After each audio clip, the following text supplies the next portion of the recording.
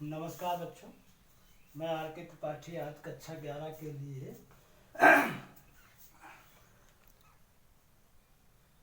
जीव जगत के वर्गीकरण में अगला जो चैप्टर है पादप जगत का वर्गीकरण आपको बताया जा रहा है। पिछले क्लास में हमने जंतु जगत का वर्गीकरण बताया था। जंतु जगत के सोपान बताए थे हम कि जंतु जगत का किस प्रकार से किसी जंतु को वर्गीकृत करेंगे। तो इस तरह से हम क्रमिक रूप से चल रहे हैं और क्रमिक रूप से आप लोग पढ़ते हुए नोट्स बनाते जाइए। स्कूल खोलने पर चेक किया जाएगा, लेकिन इतना तो समझ लीजिए कि जो मान लिया इग्नोर कर रहे हैं, नहीं पढ़ रहे हैं, अगर नहीं पढ़ते हैं तो इतना समझ लीजिए कि ये फिर आपको पढ़ने का अवसर आपको नहीं मिलेगा और ना ही क्लास में पढ़ाया जाना अब संभव होगा। इसलिए जो पढ़ाया जा रहा है उसको ध्यान से पढ़िए और कमेंट भी कर सकते हैं कि आप हमारी समझ में ये नहीं आया या ये क्या है, लेकिन कुछ तो ऐसा कमेंट आ नहीं रहा है तो ये मानेंगे हम कि सब कुछ ठीक चल रहा है, आप पढ़ रहे हैं और समझ रहे हैं। और अगर कमेंट आता तो माना जाता कि आप के समझ में नहीं आ रहा है। तो अगर कमेंट क्वेश्चन नहीं उठता है तो इसका मतलब सब समझ में आ रहा है। दो बातें हैं, या तो आपको सब समझ में आ रहा है या तो आपको कुछ समझ में नहीं आ रहा है। तो कुछ ना समझ में आने वाले के लिए मेरे पास इस समय कोई दवा है नहीं, लेकिन कुछ सब समझ में आने में जो कुछ समझ में आ रहा है, अगर जो कुछ नहीं समझ में आ रहा है उसको आप पूछ सकते हैं। तो अब हम समस्त पादप जगत को दो भागों में बांटते हैं या बांटा गया है। Carolus Linnaeus, Engler Prantl, Bentham Hooker, Hutchinson, ये सभी वर्गीकरण से संबंधित हैं, वैज्ञानिक हैं और मुख्य रूप से वर्गीकरण के जो जनक हैं वो कैरोलस लिनियस है, जिन्हें द्विनाम पद्धति का भी जनक माना जाता है।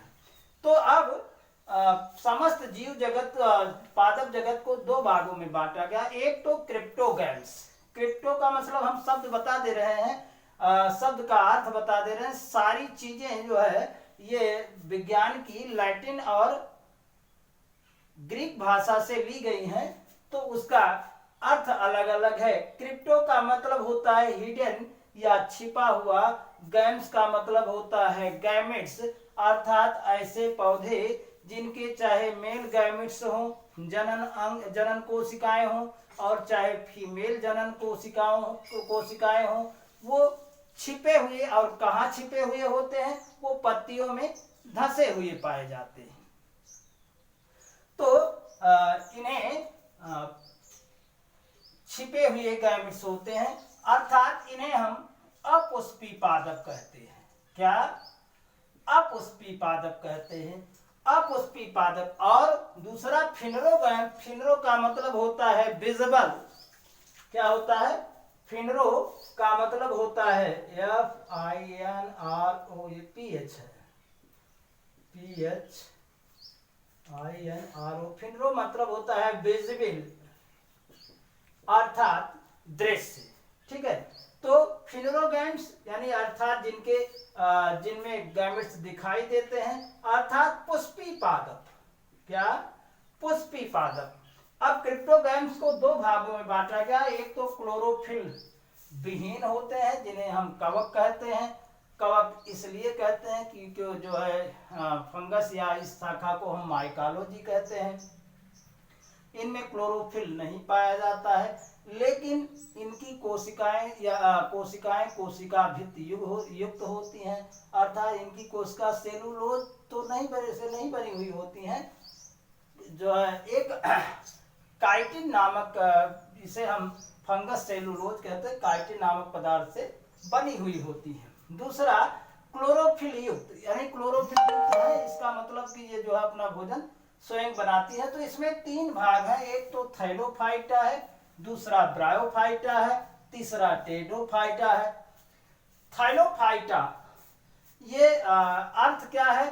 थैलोफाइटा का अर्थ है ऐसे पौधे जो जड़ तना पत्तियों में विभेदित नहीं होते हैं, ऐसे पौधों को हम थैलोफाइटा। थैलस का मतलब undifferentiated into leaf, stem and root, तो थैलोफाइटा के अंतर्गत रखते हैं। ऐसे में अलगी या शैवाल थैलोफाइटा का है। ये होता तो है एक कोशिकीय से जो है 70-75 मीटर तक लंबा होता है। क्लेमाइडोमोनास से लेकर के सारगैसम ये विकसित है, लेकिन कौन जड़ है, कौन पत्ती है, कौन तना है, आपके जहाँ स्नान करते हैं हैंडपाइप के आसपास तमाम हरी परतें दिखाई देती हैं। मुख्य रूप से वो एल्गी या शैवाल ही है। उनको देखेंगे तो उनमें न जड़ है, न तना है पाया जाता, विभेदित है, न पत्ती। यूलोथ्रिक्स इसका उदाहरण है, तमाम उदाहरण है।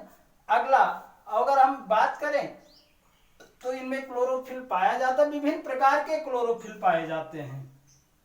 इनमें लाल शैवाल होते हैं, हरे शैवाल होते हैं, नीले हरे शैवाल होते हैं, पीले शैवाल होते हैं, भूरे शैवाल होते हैं। अलग अलग बताया जाएगा। अभी तो सामान्य रूप से वर्गीकरण बताया जा रहा है, कल थैलोफाइटा या अलगी के बारे में बताया जाएगा। लैंगिक जनन जो है अलैंगिक प्रकार का जनन, अलैंगिक प्रकार का, लैंगिक प्रकार का, और वेजिटेटिव रिप्रोडक्शन भी होता है, यानी कायिक जनन भी होता है। अगला आते हैं ब्रायोफाइटा।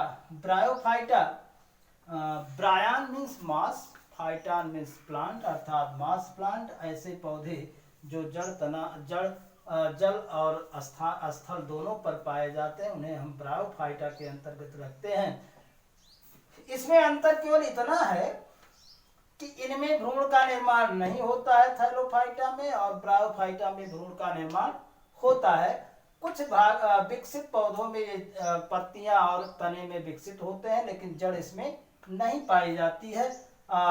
वैस्कुलर बंडल भी इसमें नहीं पाया जाता है। अगला आते हैं टेडोफाइटा। ये भी अपुष्पी पादप है टेडोफाइटा, जिसे हम टेडो मीन्स सुसेप, फाइटान मीन्स प्लांट, अर्थात इनका जो आकार होता है वो घोड़े के नाल की आकार में होते हैं। इनमें जो है पौधा स्पोरोफिटिक होता है। वैस्कुलर बंडल, जाइलम और फ्लोएम विकसित होते हैं। लाइकोपोडियम इसका उदाहरण है। अगला है फिनोरोगैंथम। दो हैं, एक तो जिम्नोस्पर्म है, दूसरा एंजियोस्पर्म। जिम्नोस्पर्म का मतलब, जिम्नास का मतलब होता है नेकेड, और स्पर्म का मतलब होता है सीड, अर्थात ऐसे पौधे जिनके सीड पर कोट नहीं पाई जाती है, छिलका नहीं पाया जाता, सीड कोट नहीं पाया जाता है, इन्हें हम जिम्नोस्पर्म के अंतर्गत रखते हैं। इनमें फूल पाया जाता है। इसमें दो प्रकार के नर फूल होते हैं, मादा फूल होते हैं। वैस्कुलर बंडल काफी विकसित होता है, जाइलम और फ्लोएम विकसित होते हैं। साइकस, पाइनस, एफिड्रा ये विशेष रूप से जिम्नोस्पर्म के पौधे हैं। एंजियोस्पर्म, एंजियो का मतलब होता है कवर, आवरण, अर्थात ऐसे पौधे जिनके सीड आवरण युक्त होते हैं, उन्हें हम एंजियोस्पर्म के अंतर्गत। जितना भी आसपास अपने पौधे देखेंगे वो आवृत बीजी पौधे हैं, यानी एंजियोस्पर्म के पौधे हैं। उनमें दो प्रकार के हैं, एक तो एक बीजपत्री, दूसरी द्विबीजपत्री। एक बीजपत्री ऐसे पौधे जिनका सीड कोट हटाने पर केवल एक ही फलक दिखाई देता है, उन्हें हम एक बीजपत्री कहते हैं, और जिनमें दो फलक दिखाई देते हैं उन्हें हम द्विबीजपत्री कहते हैं। तो एक बीजपत्री अनाज वाली जितनी फसलें हैं वो एक बीजपत्री हैं, और द्विबीजपत्री में आम, मटर, चना ये सभी द्विबीजपत्री हैं। तो इस प्रकार से इसको क्रमिक वाइज नोट कर लीजिए, और एक एक करके हम बताते रहेंगे। धन्यवाद।